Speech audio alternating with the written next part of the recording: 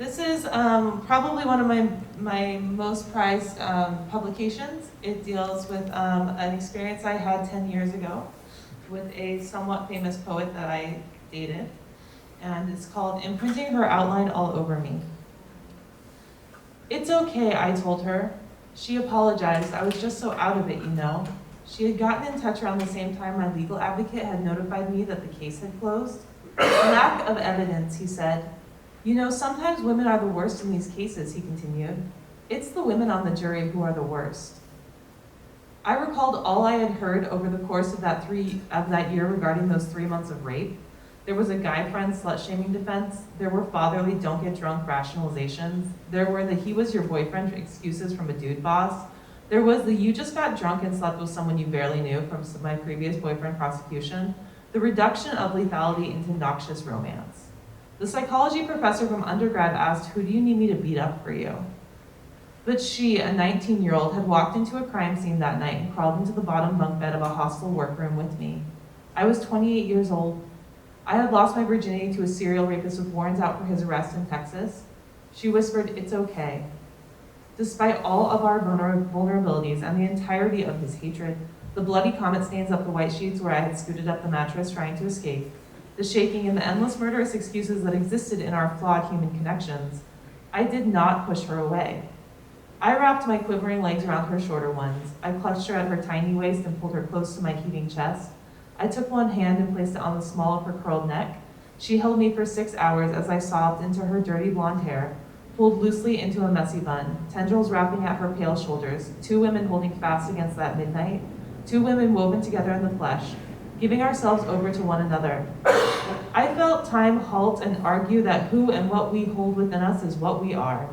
I felt numb, too, frozen in that inebriated still, rainbow graffiti doodling across a charcoal cityscape, shooting stars across her kitsch skyline and the words Katsu, the artist's street name, sprayed all over.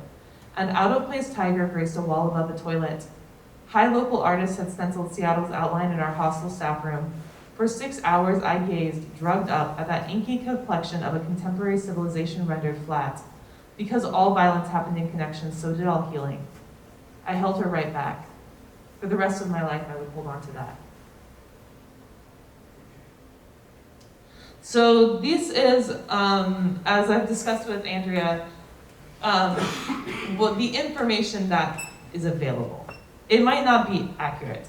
So there's a lot of misinformation about these statistics, but I want you to take a look at the suicide versus the homicide rates in this country and what state you're from, and maybe sit with the idea of like why that might be, and if there is misinformation, if this does not feel intuitively correct for you, sit with that too for just a minute, or like maybe 5 seconds.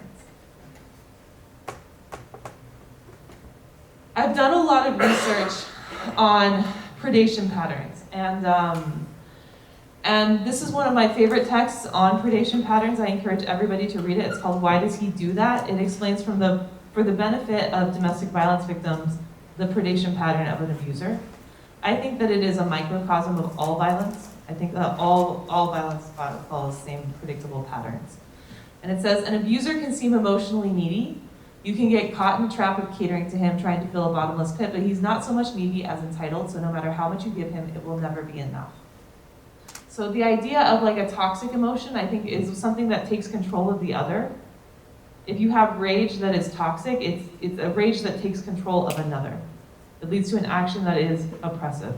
If you have rage that is, say, like noble or righteous or justified, it's taking control of yourself or demanding the selfhood. So it's more about a little bit like the object relational aspects of things. That's how you know if you're in the right when you're doing something. Oops, that was not it.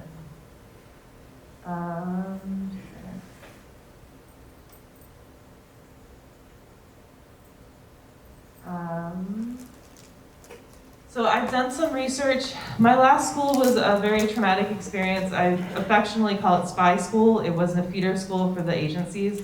And my research was repurposed. I tried to do research on autism. It was repurposed for the purpose of helping incels. And I left that school to come here. There is hope for especially Illinois, as you can see, it's a financial security friendly state. Victims of violence often cite that money is the #1 reason for not being able to leave. So I want you to sit with a little bit like how your state might be doing. This is from Free From, which is a leading organization in financial security for victims.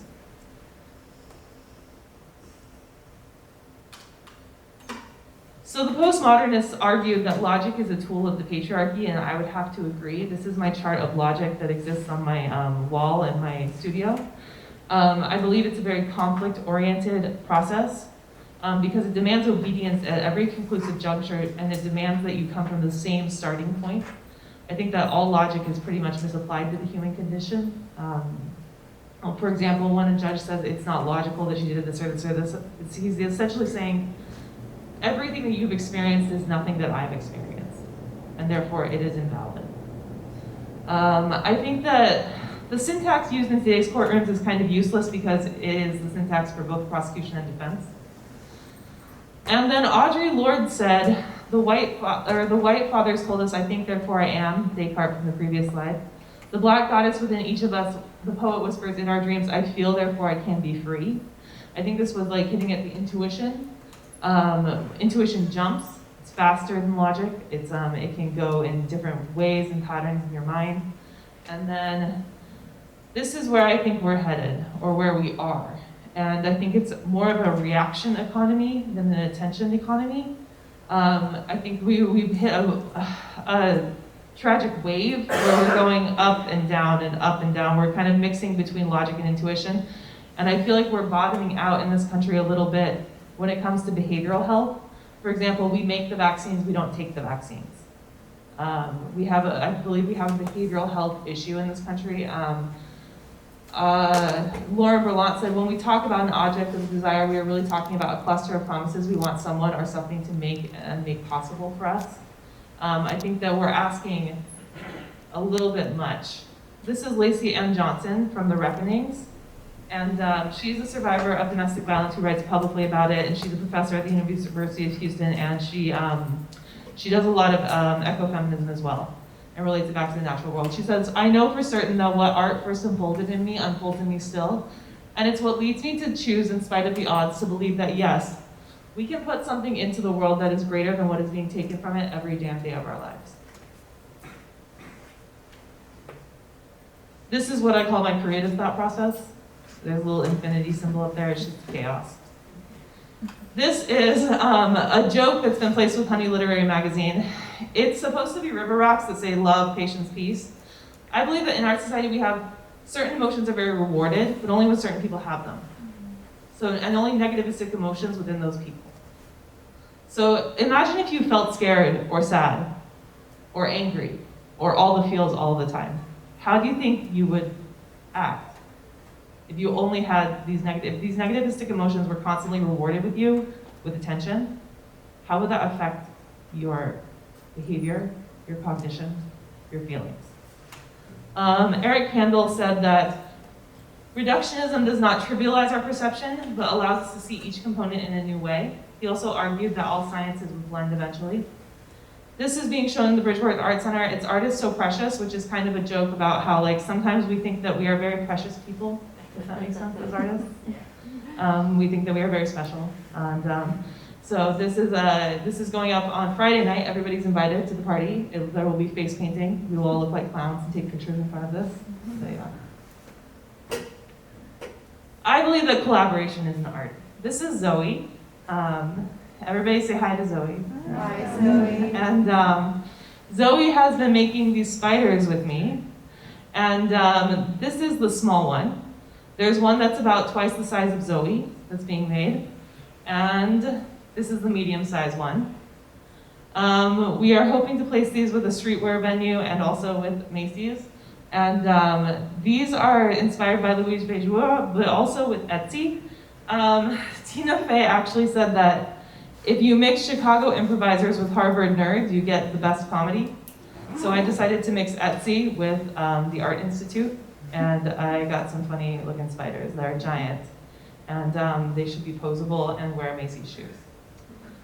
So one thing that I really appreciate is giving a shout out to my friends because I am a collaborator. This is Edgardo, my best friend, and my little brother Jared. They're probably the two people in my life who have made the biggest positive impact on me, and this is a poem about them. Ode to the two men who spoke me into being. My BF Edgardo turns a mother's entitlement on itself in English, devouring my native killer language as if it were his own Mexican mother tongue, cursing at my broken Spanish parts, speaking at both our baddie mommies while using the nickname my queer little brother Jared gives to me. Jared cannot speak while growing up, unable to pronounce the me in Michelle, but claiming my I in the end. Gardo says, you are not good enough. Not just enough, Shelley. You are good. Full stop. And this is the poem I would like to leave you with. It's called To the Woman Crying Uncontrollably in the Next Stall.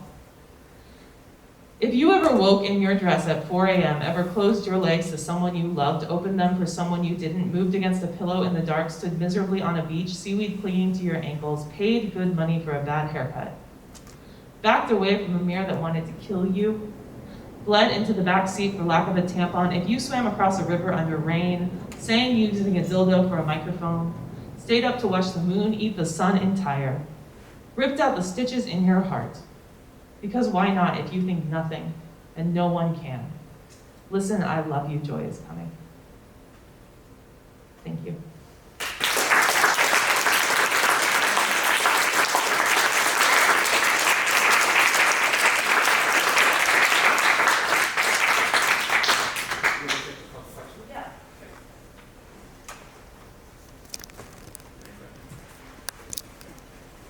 Sorry, I tried to cram a lot into that.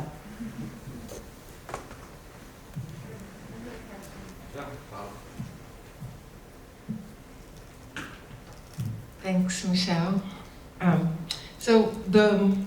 Because those pictures, I have a question about this and the spiders and how you're planning on what, if people are going to wear it, what. Yeah, so we have plans to stick Zoe as in like half of the spider and then half out of the spider, like this, and then pose her and take like lots of artistic shots like that. We're gonna do some more shots with Isabel, who's here, and my roommate who'd never been to an art show before and came to your thesis show. That's Yadanya. I'm calling that Eye of Yadanya, like Eye of the Hurricane, but like, it's just her eye, and there's fur everywhere. But yeah.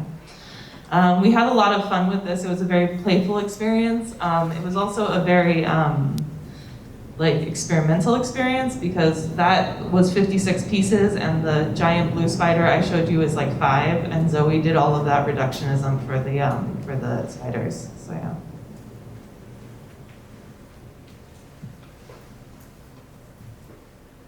Any other questions? We're going to be talking after, unless you have. Yeah, Robert, I'll come to you. I mean, I can speak louder. We did actually the whole microphone thing. In case people don't understand, it's an accommodation because there are people with us who are hard of hearing. So that's why we use the mics. Gotcha. I was wondering if you can explain your spiders in relation to the Nick Cave show that's currently on display at MTA. Yeah, so one thing I neglected to say was that these spiders are repurposed fur from the Nick Cave Gala, and I got 800 square feet of it for like $300 from a thrift store that didn't know what they had. And so we've been turning them into high fashion spiders with Zoe's help. And I'm really interested in how Nick Cave merges joy with sadness and playfulness with serious topics. He does it extremely well, and I find it aspirational. Zoe actually walked in his show as a model, and so he's become kind of like our muse, I guess, like our inspiration for this project. But yeah, we're hoping to surprise him in October with the Macy's window. It's a secret everybody knows about in the entire department. His show wraps up in October, so yeah.